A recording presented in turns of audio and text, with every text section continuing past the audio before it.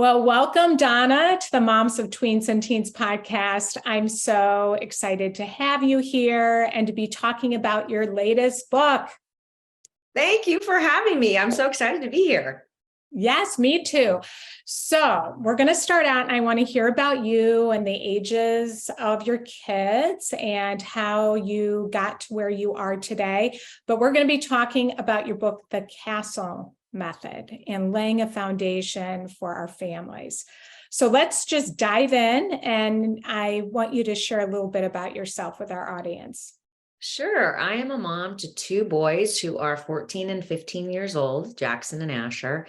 And I started out as an educator. I taught for LA Unified, kinder, first, fourth, and fifth grades. And then I switched and got into TV journalism and did that for about 20 years, just general assignment reporting. And then when I had my two boys, I decided to take a step back from working, but then soon realized I needed to learn a little bit more about parenting. And so I said, I'm going to take this skill set and just interview experts, doctors, researchers, psychologists, and try to understand how to be the best parent that I could be. I also, at the time, was losing my mom to Parkinson's disease. And so that was my model. That was my role model, my mom. And so I felt like I really needed to educate myself as a parent, and kind of it just led into doing parenting reports for CNN and HLN and NBC and Dr. Phil. And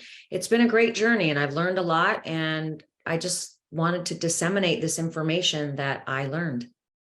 Yeah. I love how you write about your mom in the book, and, and that whole, your journey with that, losing her, and how that impacted you, and really wanting to be the kind of mom that she was. And I was going to ask you this later, but would you tell the story about your mom and how you were shy and how she responded to you? Yeah. My mom taught me early on that she really accepted each of us, each of her children, for who they were. She had 5 kids, 3 boys and 2 girls. And she was just this very, she was a big personality, and everybody loved her. And I was very, very shy. And so she didn't really push me to be like her. She didn't have these expectations that you need to be like me and you need to kind of go out in the world. And she really just gently nudged me to do things in a way that was safe for me and that felt good. And, to this day, I'm still a very shy and anxious person when I first meet people, until I feel like I, know you. And she just allowed me to kind of be that person and not feel shame about it. And she just gently kind of led me to, a little bit here, a little bit more here and there. And she just gave me that feeling of, I accept you. I accept you for who you are. Wow. I'm struck by, I just have to be curious if you would be doing what you're doing now, if she had not held it like that. Because if she had have been holding it like being shy, that was something bad, or you had to change, but that she just, that, you were who you were, and her accepting and loving you for who you are allowed you to not let that hold you back. With here, nobody would probably, that doesn't really know you, would know that about you, because you're on Dr. Phil and you're on the news, and, you wouldn't know that. But I'm just struck by that. Yeah. And it is interesting because a lot of people say what you say. What are you talking about? You've been a TV reporter for over, 25 years. What are you talking about? But it is still this who I am. It's just this kind of shy person. Now, I get around it because it's my career and it's something that I'm passionate about. But I think that because my mom allowed me to just kind of move through life at my pace, it allowed me to do what felt good to me. And, that's another reason that within the book, I have a chapter on acceptance. And there's a lot of research on acceptance and how even perceived rejection changes the brain. So it's interesting how important acceptance really is in the foundation of helping a child become who they're supposed to be, the best version of who they're supposed to be. Mm-hmm. Well, we'll dive into that a little bit. I want you to tell them about C.A.S.T.L.E. What made you name the book C.A.S.T.L.E? It's interesting. I think because of the 10 years of interviewing literally hundreds of people and asking thousands of questions, I was compiling what I thought in my mind, based on all this research and evidence, the best way to disseminate it and to explain it. And I think as a teacher, I like acronyms, I like metaphors.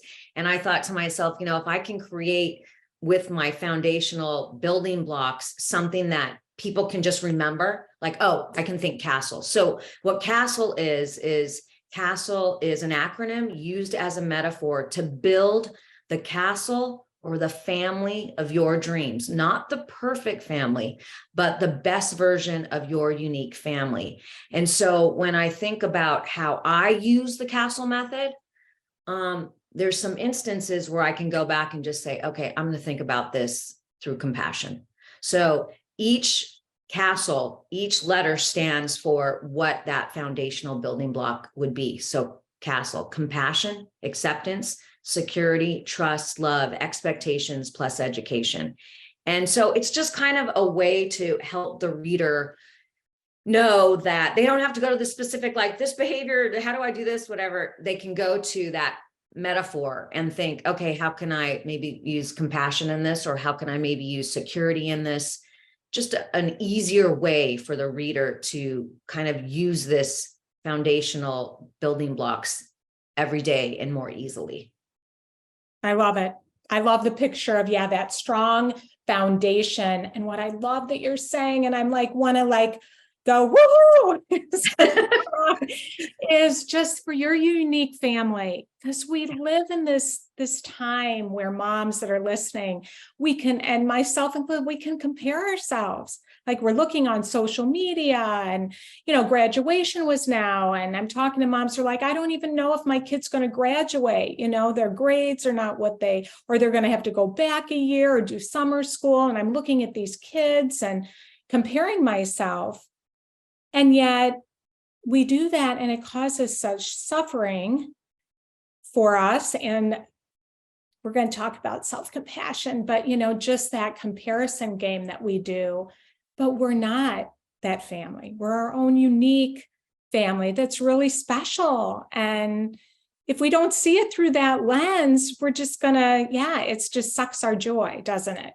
Oh my gosh, yes, I completely agree. And I talk about in the book, compare no more. There's a section, and that's the issue, is that we're looking outside and trying to emulate what we think other people are doing and maybe what looks right based on social media.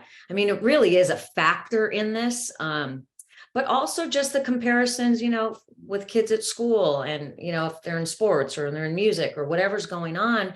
And instead of just looking at just what we're doing and appreciating what everybody else is doing, but looking at what we're doing based on who we are, based on who I am as an individual, as mom, who dad is as an individual, who child is as an individual. So it's really the Castle method too, is more than just kind of a parenting book. There's a lot of parenting books out there that are saying, this is how you parent. What I'm trying to say is, this is how we can build a family. This is how we can look at each person as an individual and how we can all come together and be that successful family as well as individuals.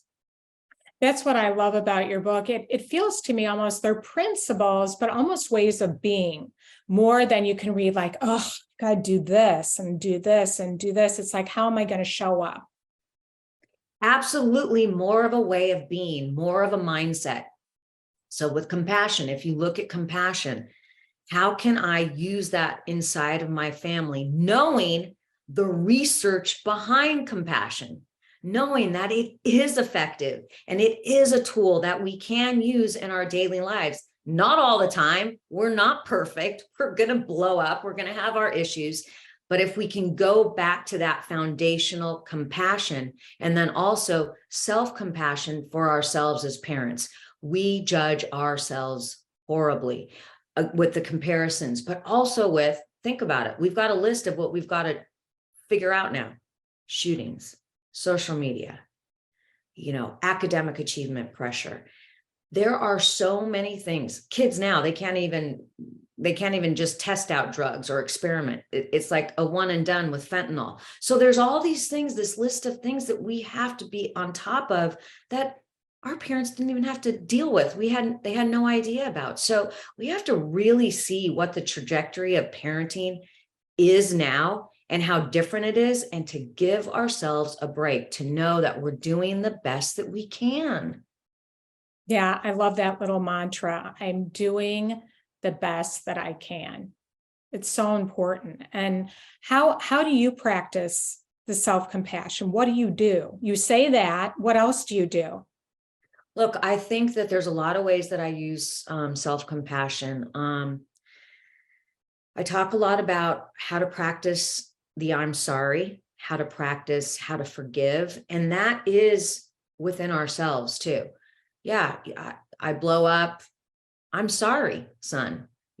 Just that is teaching our kids that we are not perfect, and we are trying to remedy it by saying that we're sorry. Also by just, I meditate every single day, only for about 10 to 15 minutes, but in the morning, and it quiets your mind and it allows you to focus inward, again, not outward, of everything that's going on. And, mindfulness has really come into the picture post-pandemic.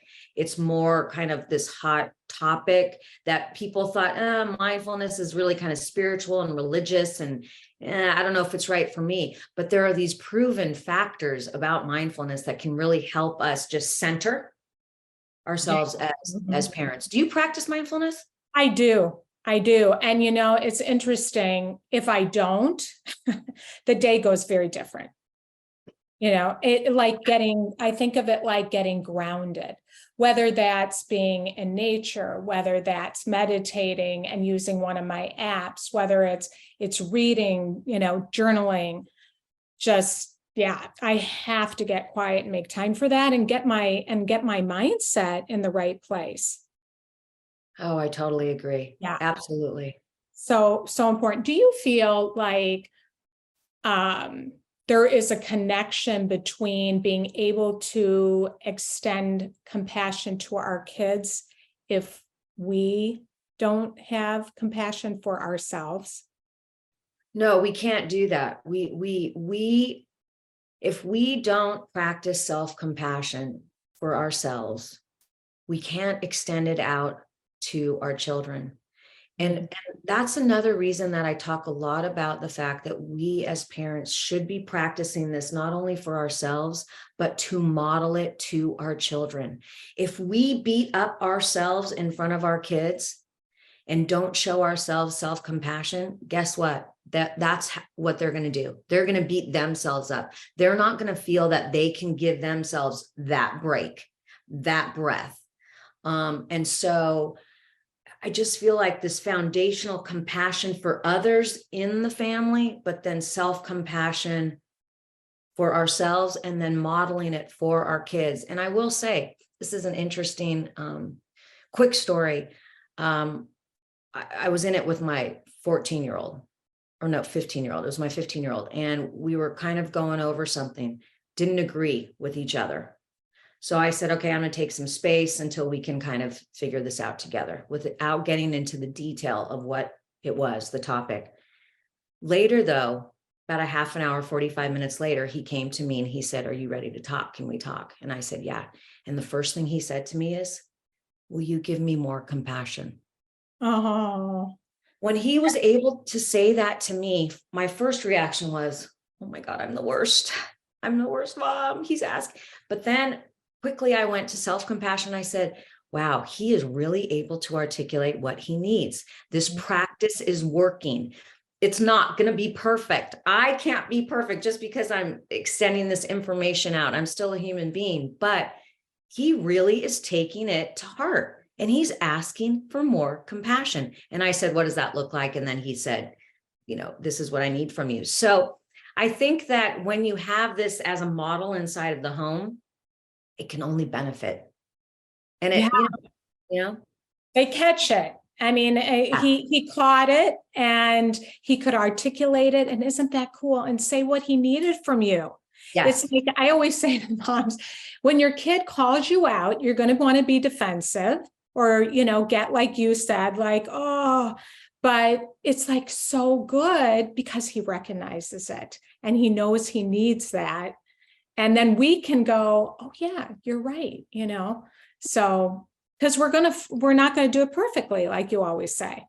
No, and I think too that is going to serve him in his relationships as he moves forward, and then as he has his own family and has to manage his own relationship.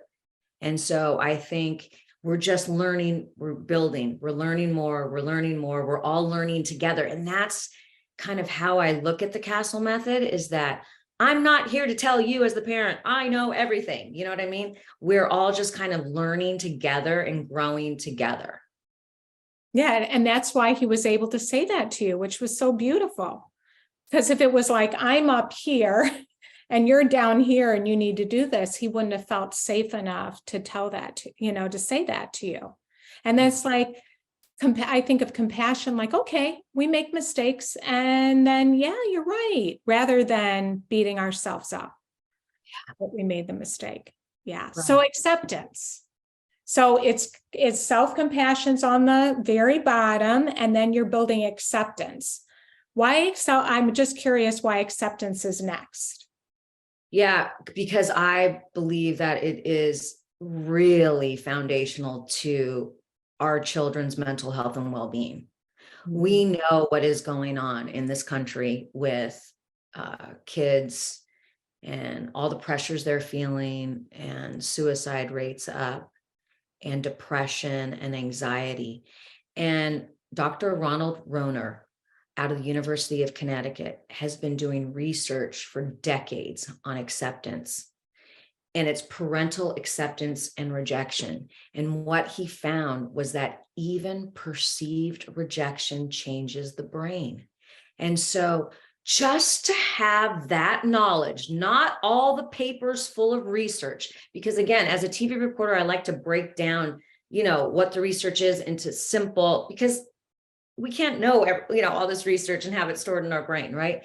But just to have the knowledge of, wow, even if I'm telling my kid that I accept him or her for who they are or what they just did or the mistake they just made, but they perceive it not to be, it's changing the brain. So it's really, truly accepting. And as we start, this Pride Month, it's a huge thing to consider. A child who may be coming out or whatever they might be struggling with, to provide full acceptance and not wanting to change any part of them. Yeah. Loving them for who they are, where they're at. Yeah. Yeah. Which, feeds into security. Yeah. I wanted to talk a lot about emotional security.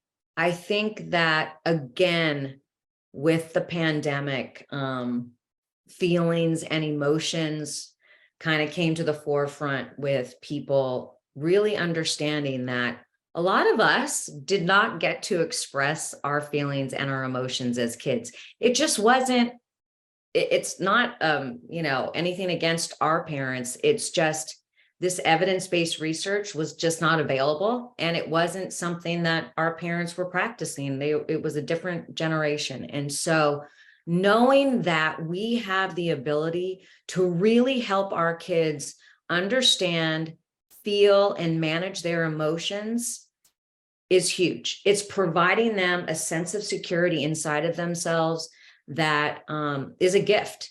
And so I like to talk a lot about how we can get a kid to identify their emotions, feel their emotions, Mhm. Try to then move on to a more positive emotion if possible, not going from anger to joy all of a sudden, but anger to I'm feeling a little bit better now, but just showing kids that part of their emotions and that emotional regulation is a skill that we can work on. It's not like you're born with, this fixed amount of emotions or how to manage them. So it's a skill. It's just another skill that we can help our kids.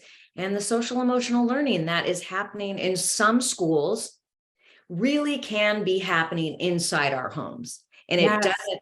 doesn't mean you have to be a teacher with a degree, a master's in this. Mhm. Yeah. Oh, I live in Illinois. I'm outside Chicago, and thankfully they're doing a lot of SEL, social emotional learning in the schools now. But if it's not being practiced in the home, that's such an important piece. So our kids are getting trained, but like you said, if we didn't grow up learning that, it can be a real learning curve for us on how to manage our own emotions, let alone with our tweens and teens that are like a roller coaster of emotions. So, and I know it's never too late. It's never too late to do this. But what are some of the things that we do well-meaning, we're meaning so well, but we do that gets in the way of that? Look, I think that the key that you just said is that we even don't know how to manage our own emotions. I had to learn how to manage my own emotions. Me I too. grew up in a really loud Italian Catholic family. Okay. So I think it was, kind of taking a step back and knowing that if I want my kids to manage their emotions, oh, Donna, you better learn how to manage your emotions. And oh, husband Andrew, you better learn as well. Not that we're perfect at it by any stretch, but very, very aware. Like, I mean, if there's a blow up, it's like, okay, I need to take a step back, or I need to remove myself from the room. I'm sorry, I'm not managing my emotions right now. And I think your question about like, why do we get stuck in that is we want to provide this beautiful, perfect home. We don't, it's not like we, don't want to have this amazing family, but stuff from our past kind of gets mixed in there. And Yes. so it's that awareness again that to me is really key, because none of us is perfect and we just have to keep trying our best each day. And I think that when our kids see that, and then we articulate to them our mistakes and when we're not managing our emotions, it really is a gift to them to let them feel their emotions too, Mhm. not squash. Yeah. I just have to say, I love Italians for that reason. because I grew up in a family where it was all like repressed, right? It was all kept Okay. down. And so you probably, it was all out there, messy. So you're like having to dial it back. Right. And I'm kind of like now growth wise in my own life, I have to get comfortable with the messiness of emotions. Like, okay, they're upset, they're crying that the boyfriend broke up. All right, it's going to be okay, but it's so good they're expressing it. Like, I don't need to fix this. Like, let them get it out, let them express it. And then they're going to feel like it's going to be for their mental health and emotional health. They're going to feel better because they've just gotten it out. So but I've always thought, yeah, being Italian, it's like kind of refreshing because everybody kind of just says is what's on their mind. But you got to dial that back too. Yeah, I think it's the moderation. Like if you're squashing or if you're over here on the other end, it's kind of that moderation of being able to recognize that I have this really uncomfortable feeling. And then for me as a mom, yeah, you don't want to you want to fix it. You want them to feel better faster, but you're really doing them a disservice by not allowing them those really uncomfortable feelings, because they have to learn how to then manage them and then move on to that more positive emotion. So, to me, yeah, I think that, just identifying, I'm really mad. it's okay to be mad. Yeah. Yeah. Right? It's a Yes. natural emotion. Yes. Being able to just say that. Yeah. And for us, for security, then they feel more secure, is what you're saying. Right. It's that emotional security, so we can talk about physical security. Obviously, parents understand that, but to then dig a little bit deeper into the emotional security of our children, which can then provide them better mental health and well-being. This is all proactive. It's all preventative. If we can get our kids to really feel their feelings. Yeah. Which is why your book is so important, yeah. And you go into that in depth in your book. So we have to talk about trust. Trust is a huge, huge issue with tweens and teens and with the moms that I work with, talking about my kids vaping, my kids lying, my kids, just they're not talking to me, and I don't know how they're doing emotionally because they won't talk to me. So tell us a little bit about trust. How can we build trust in our relationships in our family? Yeah, I think again, this is very foundational. This is showing our kids that the decisions they make, whether, let's just cut out the vaping and like the drinking and kind of the stuff that we worry about for tweens and teens. If we can start with trusting them to make decisions that are right for them. For instance, whatever classes they want to take in high school, instead of directing that, trusting them to know what they want, the electives they want to take, and to empower them to trust themselves. And again, trusting them that they're going to make decisions with friendships, giving them the ability to say, you're a good kid. I know that you're going to seek a peer group that are good kids. I trust you.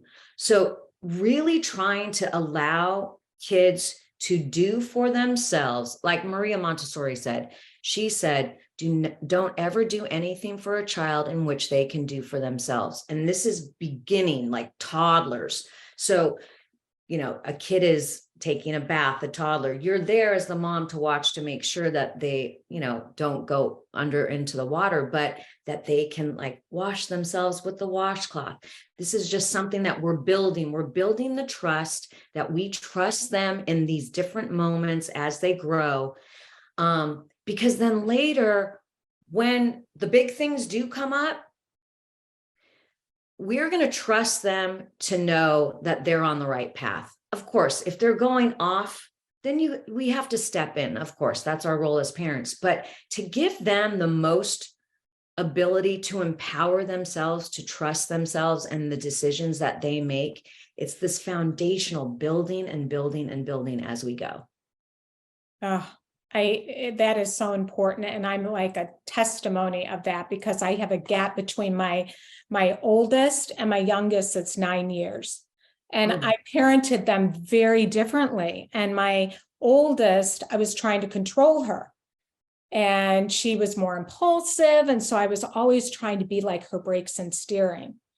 And then I knew better with my youngest.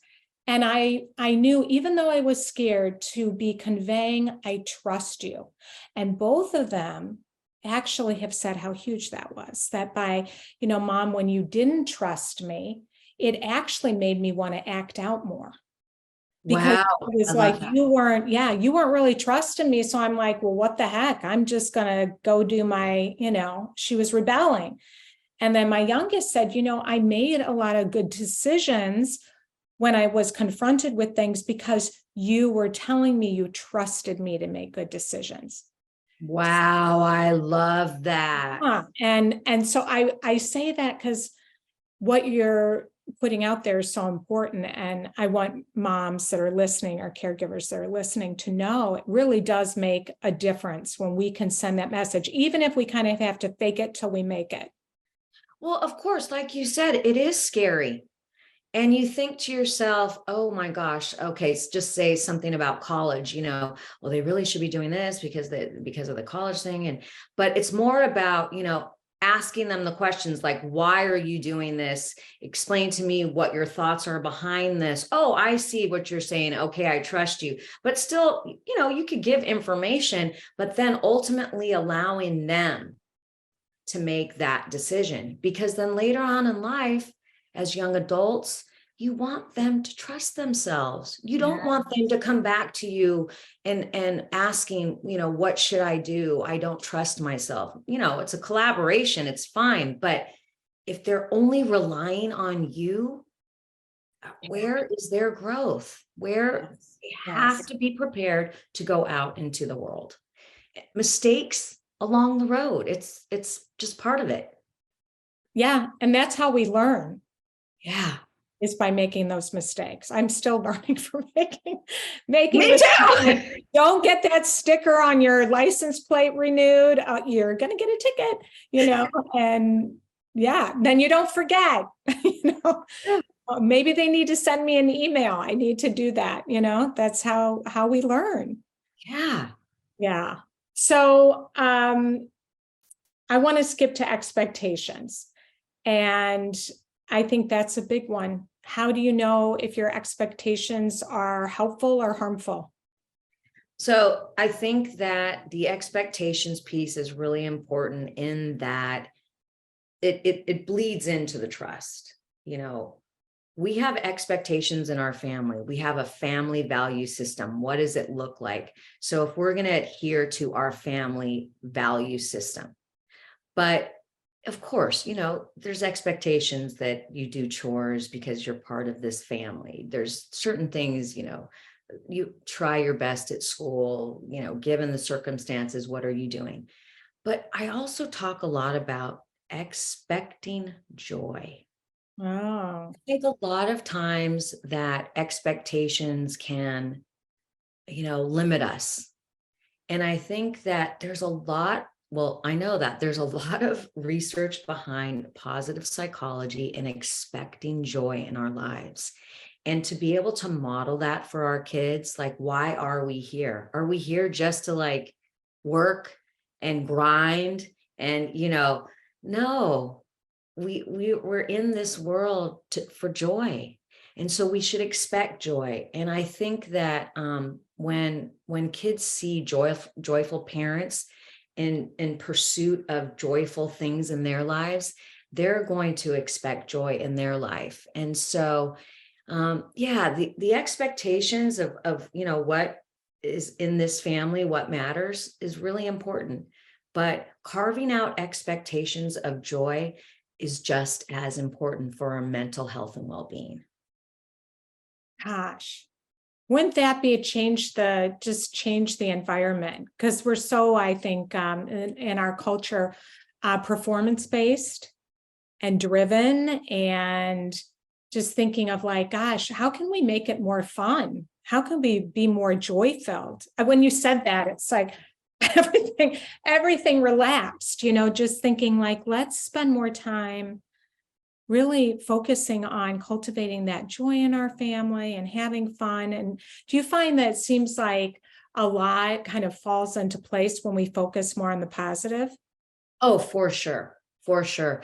When I was writing this book, I feel like my spirit has always been a pretty joyful spirit. It's just kind of how I see the world. I kind of see it with, the full glass, but I would be talking to moms and dads, and I would hear a lot of self-deprecation, and then also kind of these feelings that their kids weren't enough. And here's an instance. Literally a third grade kid playing soccer. The mom said to me, "Oh, he's done with soccer. He's never playing soccer again. He's just not good enough. If he's not going to," I said, "He's in third grade." Yeah. So it's one of these, expect joy. Just follow the path of joy. If the kid enjoys soccer and isn't going to be a superstar, that's okay. So it's kind of this academic achievement pressure, this, all these other pressures that if you're not at this level, at this point, the expectation is you should go somewhere else. Instead of just enjoying the moment, enjoying what the person is doing and expecting that joy from that. So I think that, there's this rat race, and it's built into society, and it really affects our kids in that college, pursuit for, tweens and teens, kids, they're talking about college when they're in 8th grade. And it's Oh, like, I know. And not that AP classes are bad, but I got to take this class and that class, or I got to get, I got to do all of this volunteering so I can put it on my college application. And, it's exhausting versus what gives me, what do I feel excited about? What gives me joy? yes. What gives me joy? And teaching our kids what brings you joy. Follow your joyful path. Yeah. Like if the 3rd grader was terrible at soccer, but they've got a huge smile on their face. They're having a blast out there. There's other things besides, being the best soccer player. You're in it for community. You're in it with your friends. You're getting physical activity. There's so many benefits. And the issue is the societal pressures that we have to say as parents, no, I'm not going to put that pressure on my kid. Do you find in your research that you did that a lot of that was linked to kind of links back to the self-compassion piece and like putting so much pressure on ourselves as parents? Like, if I'm a good mom, then my kid is going to be fill in the blank. Yeah, for sure. I mean, I think that we pour a lot into our kids, and we think that whatever they become is a reflection of us. And we should kind of take the pressure off ourselves. Yeah. And we should kind of just watch our kids unfold as who they're supposed to be. Yes, exposure, giving what we can to allow them to develop and be the best person that they can be. But, watching my 2 boys, one is on a strict path. It's his path. The other one is very creative and dabbles and, and it's just fun to watch. And I think that, they're all going to find what they need. And it's just part of kind of just allowing our kids to unfold as only they really can unfold. Yeah. Oh, that's so good. Yeah. And it's amazing how different they are, and just embracing it, being just allowing them acceptance, allowing them to be who they are, and not one is better than the other. They're just different, and letting them find their path. Yeah. Yeah. I love that, Donna. Well, gosh, this has been such a fun conversation, and I want you to let them know where they can buy your book. Of course, I'll have all the links and share where to find you. I love your Instagram. Your website's amazing. And I did notice you also have another book out. You're a busy lady. So tell them a little bit about just the other book you've got out too. Yeah. So I've always loved children's books. I think just probably as a background as a teacher, I love teaching with children's books, young students. And so I did a Dear Me series, and the first book was called Dear Me, Letters to Myself for All of My Emotions. It's research-based. So it really journals. This kid is journaling his emotions and showing him how he can feel these uncomfortable emotions and these joyful emotions, and then how to manage them. And then the second Dear Me book is Dear Me, I Belong. And this is really to show kids, we have this epidemic of loneliness, and really belonging is an antidote to that. And so showing all of the scenarios that this child can belong in the world, but then more importantly, how the child belongs to himself, why that matters. And so it's the Dear Me series is kind of, I like to call it, just because of my teacher ways, kind of like the Castle method version for the little kids. that Uh-huh. parents can use to develop those skills, those emotional regulation skills and things like that. But yeah, people can find me at donnatetreault.com, or that's my website, or on Instagram at Donna Tetreault, and Twitter. And yeah, it's been a great journey with the C.A.S.T.L.E method. And I have to say, I use it in Yeah. my life. I will go to, okay, I think you need to trust Jackson on this. Hey, you need to show, some compassion here. So I think that, as you said in the beginning, it's more of a mindset, you know, these tools are more of a mindset to be in your family. Yeah. Well, thank you so much, Donna, for coming on. And yeah, this has just been great. So Thank you love for talking. having me. I love talking to you.